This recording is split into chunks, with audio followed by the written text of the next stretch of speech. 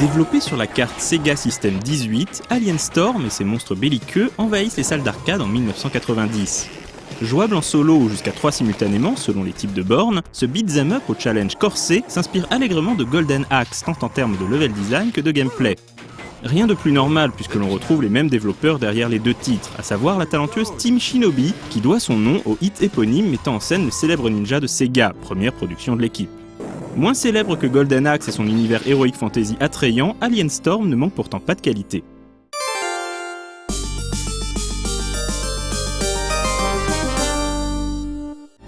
État d'alerte maximal. Une horde d'extraterrestres déchaînés a déboulé sur notre bonne vieille planète Terre. Une fois encore, ces monstres sanguinaires n'ont rien de mieux à faire que de brutaliser la race humaine. Fort heureusement, les Alien Busters sont là.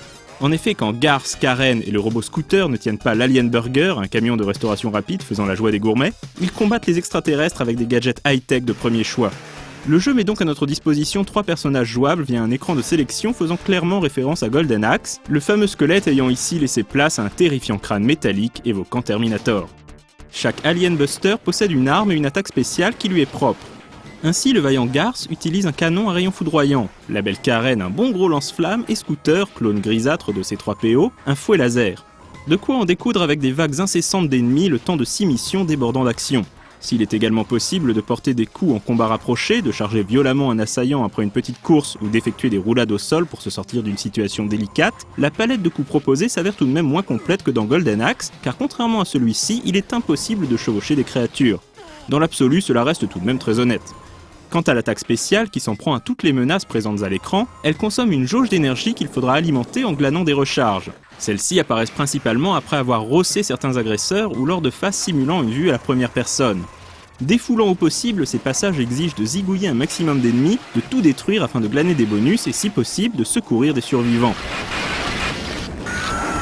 Tout aussi grisant, les scènes de shoot en vue de profil où nos héros se lancent dans une course effrénée tout en dézinguant tout ce qui passe.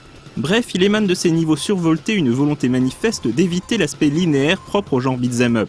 Comme en témoigne la dernière mission se déroulant dans le vaisseau mère des extraterrestres, labyrinthique et truffé de salles à sorties multiples.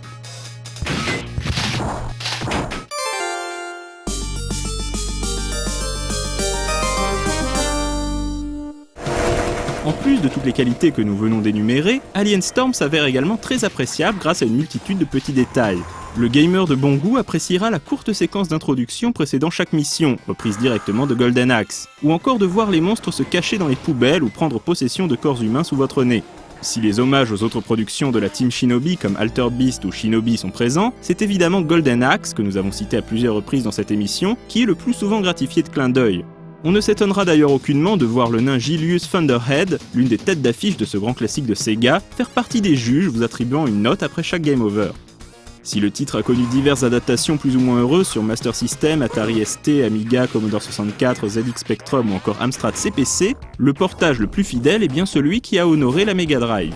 Un poil moins joli que sur arcade mais disposant d'une ambiance sonore améliorée, cette version fractionne le périple en 8 missions au lieu de 6 et propose une disposition différente des environnements ainsi que des boss. C'est d'ailleurs cette version que vous pouvez retrouver sur la console virtuelle de la Wii.